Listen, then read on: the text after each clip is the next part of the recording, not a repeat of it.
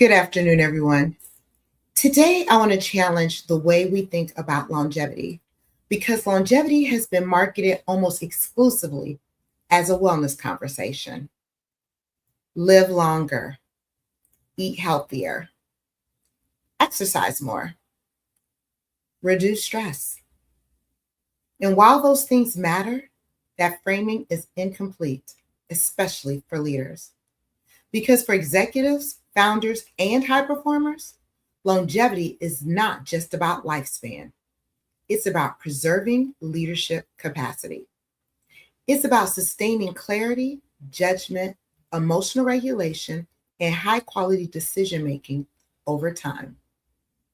And that changes the conversation completely because the real leadership advantage is not who can grind the hardest for the next 6 months. The real advantage is who can still think clearly after years of sustained pressure. That's the difference. And most organizations are dramatically underestimating the cost of reduced cognitive capacity in leadership. Not because leaders stop performing, but because high performers compensate. They override. They adapt. They continue producing results while their internal systems quietly degrade underneath the surface. And that's why this conversation matters, because leadership decline rarely looks dramatic in the beginning. It looks subtle. You become slightly more reactive. Your recovery takes longer. Your patience shortens. Your clarity fluctuates. You procrastinate on high-level thinking because your brain is just overloaded. You start solving urgent problems instead of strategic ones. And eventually, your organization feels the impact before you do. That is what reduced capacity looks like. And most leaders, they normalize it. They assume this is just what success feels like. But operating at 60 or 70% capacity is not normal. I'm going to tell you what it is. It's common. And there's a difference. And this is where longevity becomes a leadership strategy. Because the goal is not simply to avoid disease decades from now, although that's good. The goal is to maintain your decision quality now. The goal is to preserve the cognitive infrastructure leadership depends on, because every company eventually inherits the nervous system of its leader. So if that leader is fragmented, the organization becomes fragmented. If the leader operates reactively, the company becomes reactive. If the leader has no recovery architecture, eventually the business starts functioning in chronic urgency. You have an organization full of firefighters. This is why I say recovery is not a luxury. Recovery is infrastructure. And that's a very different conversation than wellness culture. I'm not talking about spa days, but let me tell you something. I am a spa girly. I love a good massage, but I'm not talking about that. I'm talking about protecting the biological systems that executive performance depends on.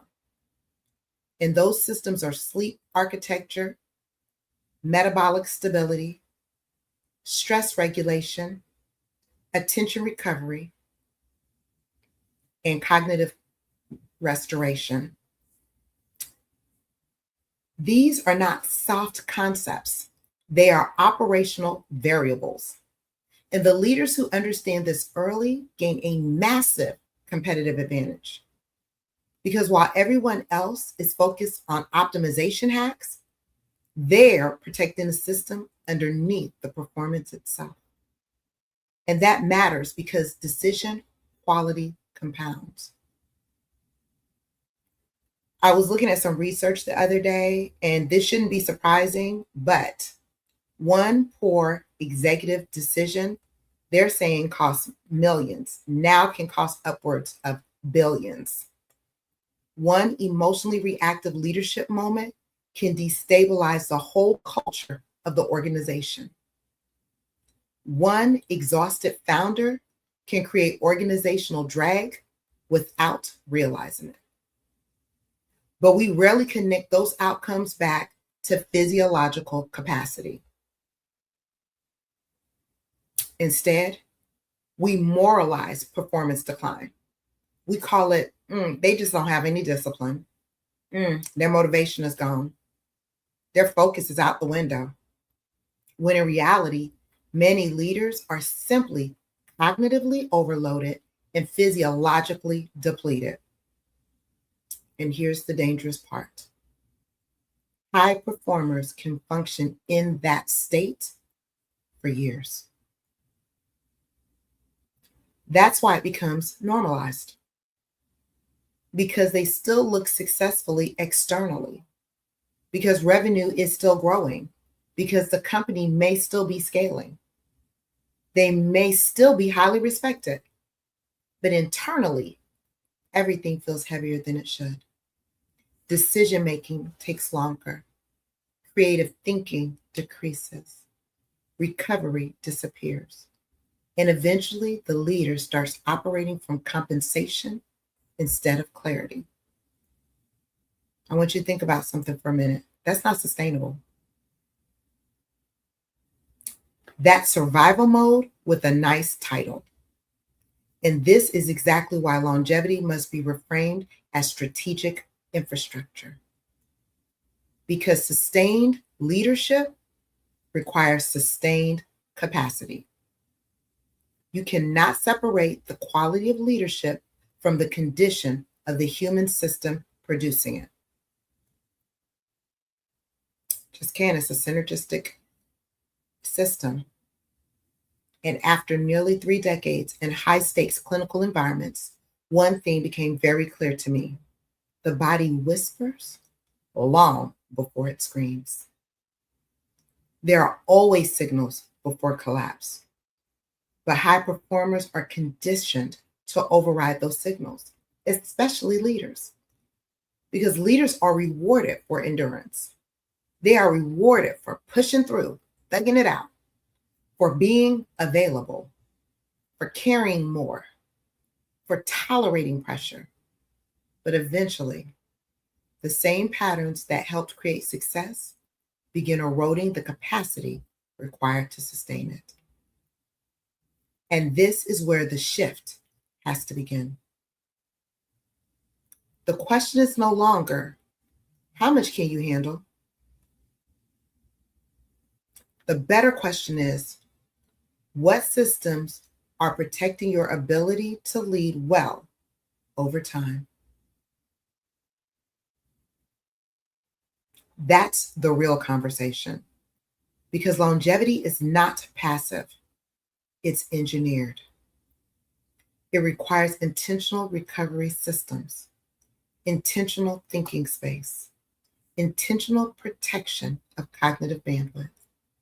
And leaders who build that infrastructure early tend to outperform longer. And not because they work less, but because they maintain their clarity longer. Their decisions stay sharper longer. Their emotional regulation stays steadier.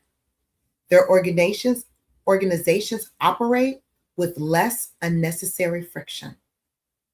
And over time, that becomes a strategic advantage that compounds. So if you take nothing else away from today's conversation, I want you to remember this. Longevity is not just about extending life for the sake of extending life. It is about protecting the quality of your leadership across the lifespan of your career. Because eventually, the leaders who sustain the highest level of performance are not the ones who pushed the hardest. They're the ones who protected their capacity the best. And if you've been feeling like you're still performing, but it's taking more energy than it used to, that is not something to ignore. That's a signal. Not failure, not weakness, a signal. And the earlier leaders learn to recognize those signals, the more effectively they can protect the systems every high stakes decision depends on. I want to thank you all for being here with me today. And if this conversation resonated with you and you want to better understand where your own leadership capacity may be eroding underneath performance, DM me the word clarity, and I will send you the link to my executive capacity audit, or you can book a private executive strategy call with me. Because the goal is not just success. The goal is sustaining the ability to lead exceptionally well over time. Enjoy your weekend, and I'll see you again Monday, same time, 12:30 p.m.